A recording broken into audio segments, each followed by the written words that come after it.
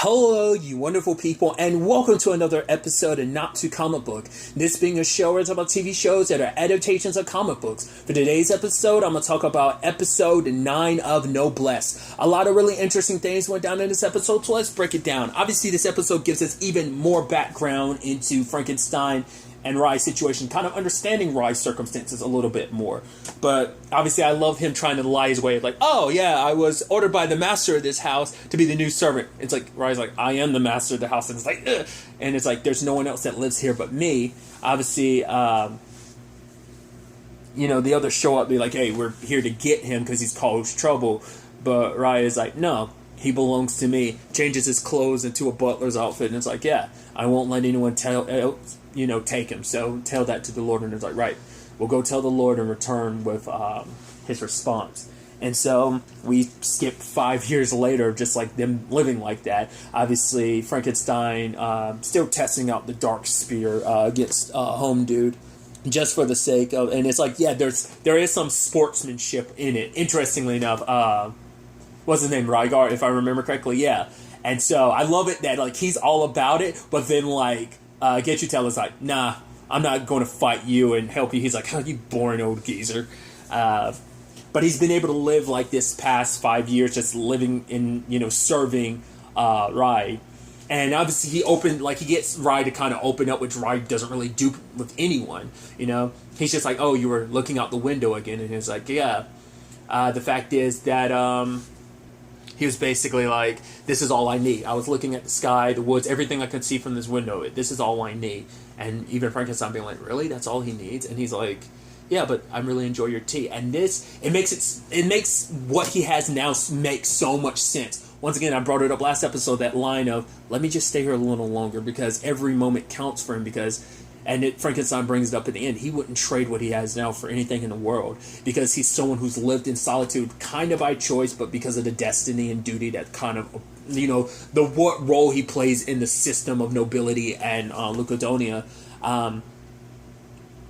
Frankenstein was the first time like he had more than just that window, and for Frankenstein, it's like, for him, it's like, why, like, because even the Lord is like, right, I can't even, like, me, you're probably curious like what our relationship is, but it's kind of like a father and son thing, but also kind of like two brothers. And he's like, yeah, but no matter how much I love him, I don't even think he even likes me, but you're different. Like, he cares so much, like, because no one has ever been like, because Rye doesn't permit anyone to be that close to him. Once again, like his conversations with the Lord, I decline.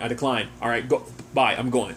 Like, and even later on, Frankenstein's like, I'm kind of like the pigeon, like in this case of like passing messages back and forth, even though the Lord tells me to give messages to Rye and he gets no response. And here I am still playing the middleman in this.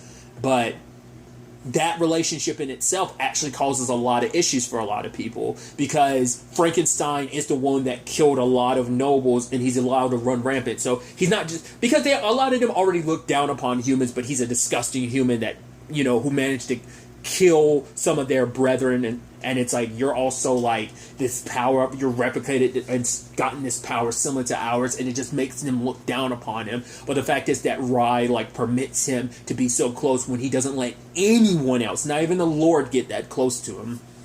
It speaks volumes.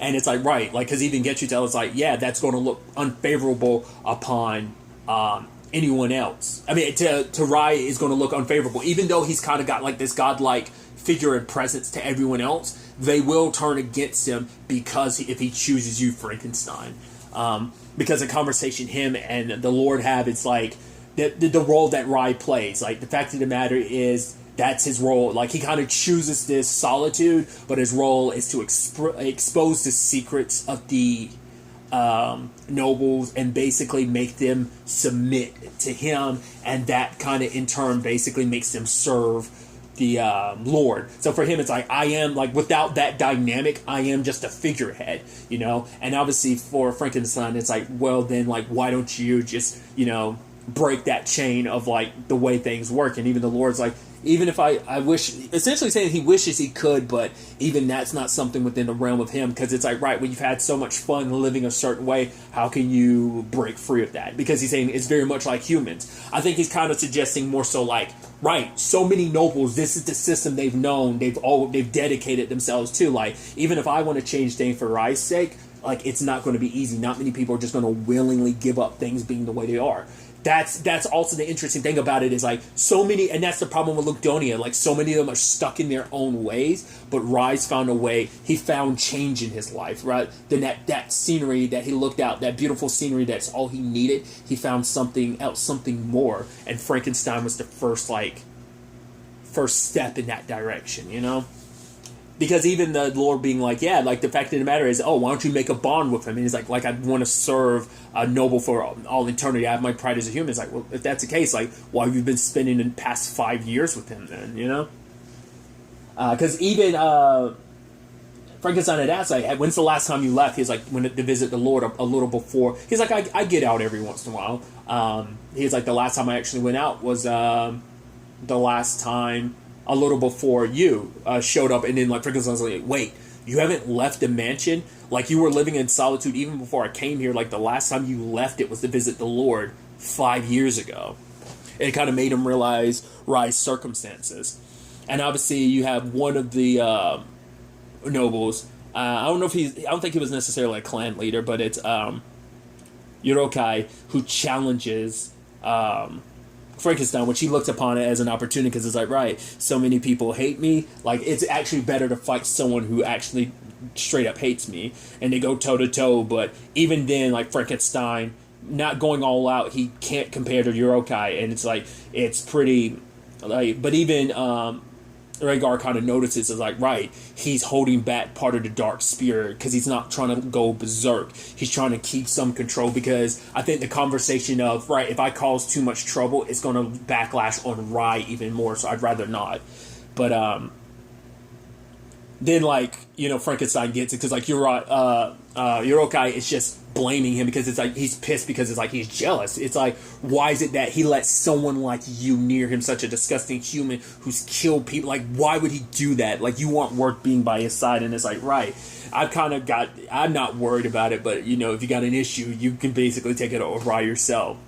But then, like, Yurokai is kind of talking about the fact is that, you know, you shouldn't be around him. He should be serving, like, you know, serving the glorious purpose that basically he serves, you know. And it's like, you're kind of almost basically like, you're interfering with what he's got to do. But that pissed Frankenstein off to the point he completely, like, succumbs to the dark spirit. It completely starts taking control of him, because it's like, who do you think you are? Like, you act as if you know him. You don't know the sadness and the loneliness that not just you, but every other noble, that, you know, they don't realize the great burden he bears for their sake. And it's like, none of you've taken the time. It's like, right, you don't want me near him, but the fact is that, you know, you all put him in this situation. You're the reason why he, like, that loneliness, he feels that all he has is that window to stare out.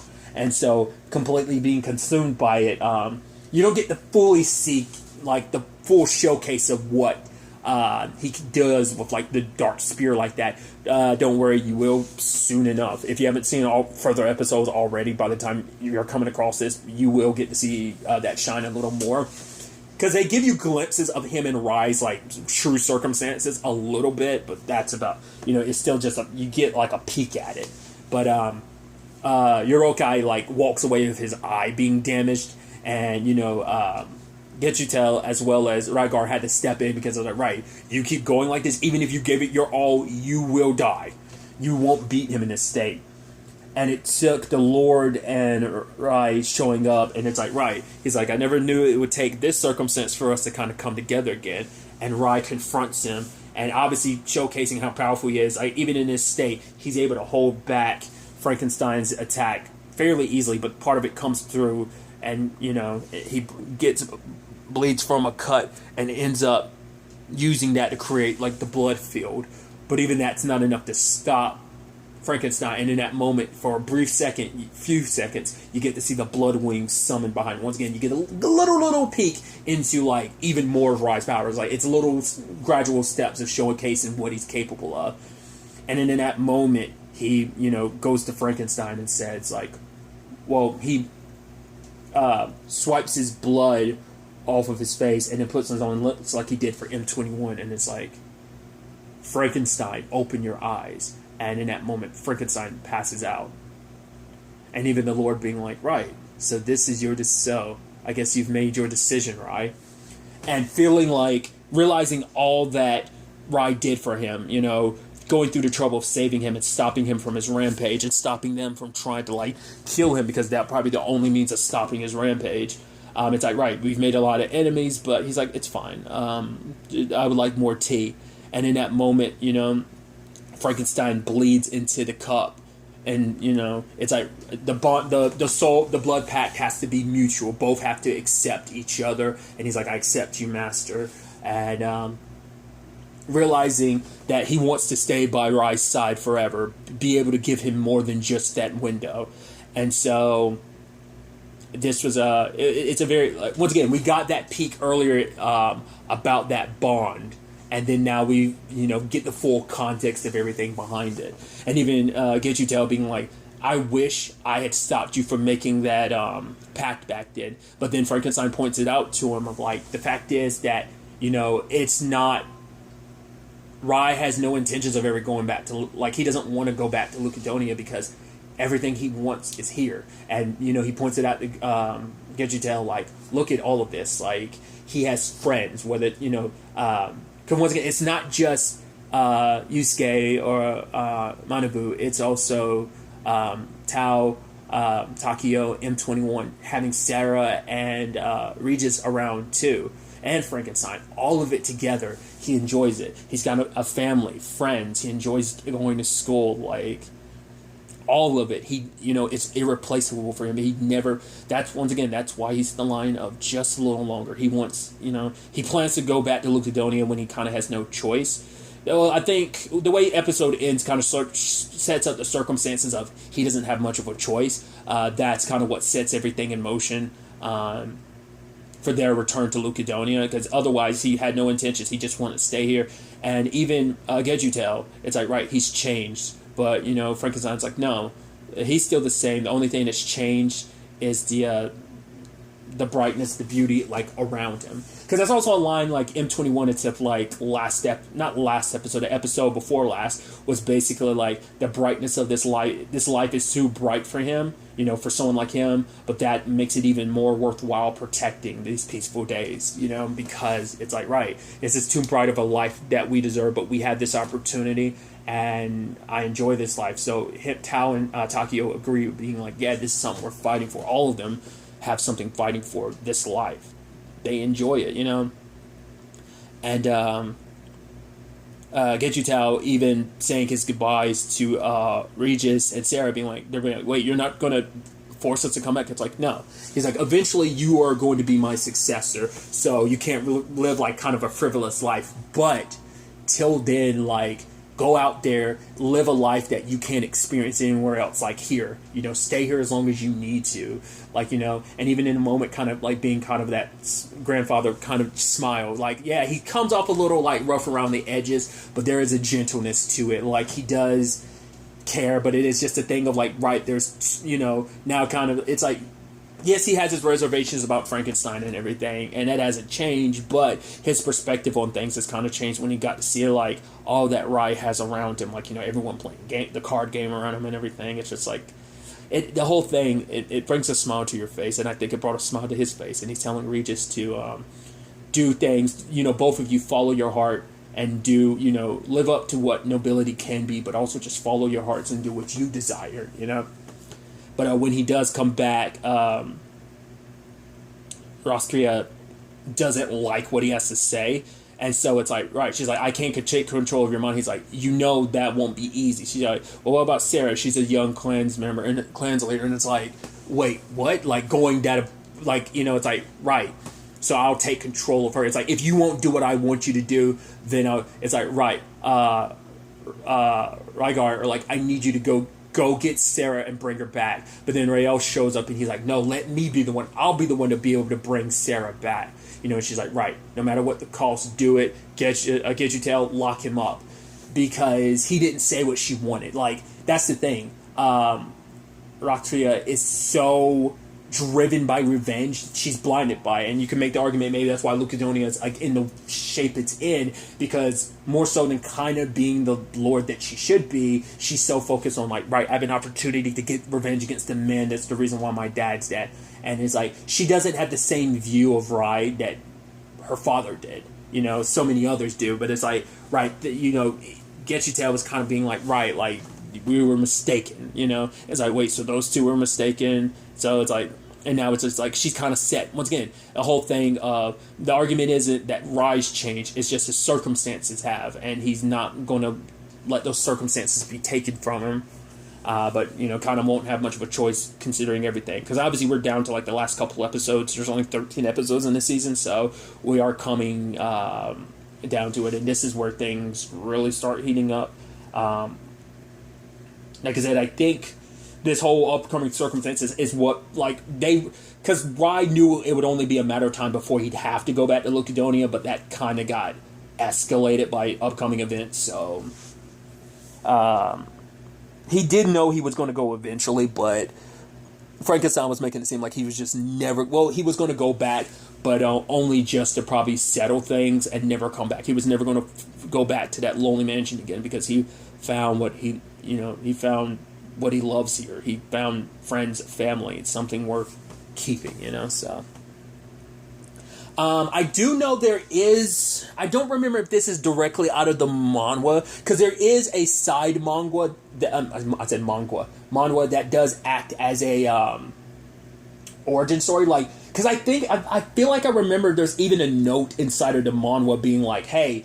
there's actually another manhwa about Rai's, like, all this past stuff, so if you're curious about it, go read it. I think I did. I don't remember. Once again, I feel like I might have read it, because I don't think it's ongoing. I think it's only a few chapters. I don't think it's very long, but it is like a side manhwa. But I do know, I think some of this was covered in the main manhwa, but maybe it's all side stuff, and that's why it seems familiar to me, because I did read this. I don't remember. I feel like I said, I feel like I remember there being like, it might have came out between the volume/seasons of Noblesse being like, yo, if you want more backstory, read this. I just can't remember. Because the fact is, this episode opens and ends the way it does. It's like, you know, just the title card. Like, it doesn't have the actual opening or the actual ending. The music, well, at least the ending music plays, but there's no, like, kind of showing it's almost a little separate from the rest of the... So, like, that's why I'm feeling like, is this more so pulled from that side manhwa, or is this straight from the original manhwa? Like I said, I don't remember. Do correct me in the comments down below.